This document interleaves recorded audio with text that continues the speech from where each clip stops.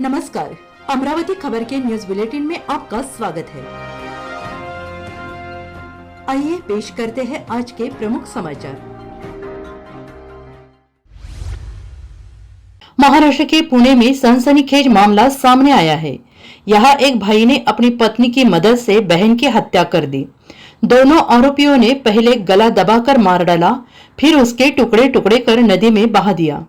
आरोपी भाई और भाभी को गिरफ्तार कर लिया गया है।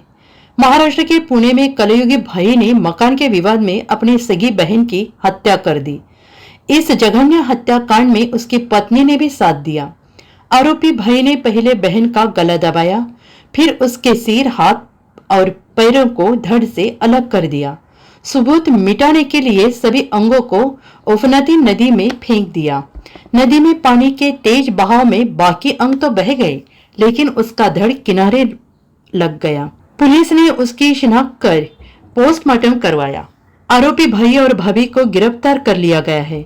हत्या की वारदात को 26 अगस्त के दिन अंजाम दिया गया। इसी दिन पुणे शहर के खरादी इलाके में मुथा नदी के किनारे पुलिस को एक महिला का शव मिला था।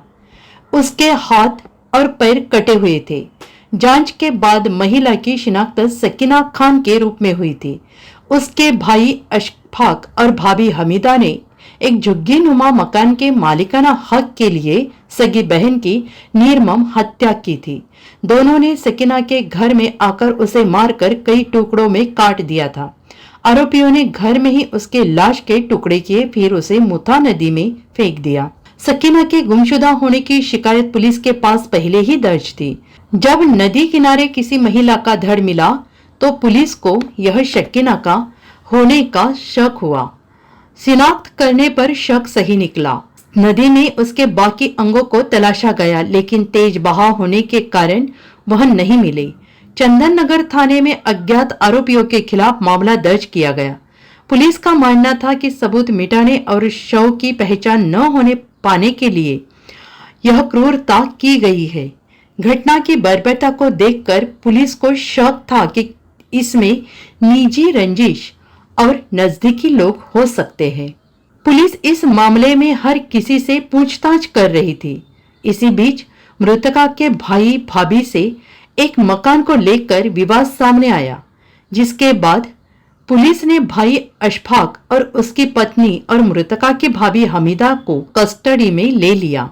क्राइम ब्रांच ने इंट्रोगेशन शुरू कर दिया तो हमीदा ने पहले गुनाह कबूल कर लिया, जिसके बाद अशफाक ने भी मुंह खोल दिया।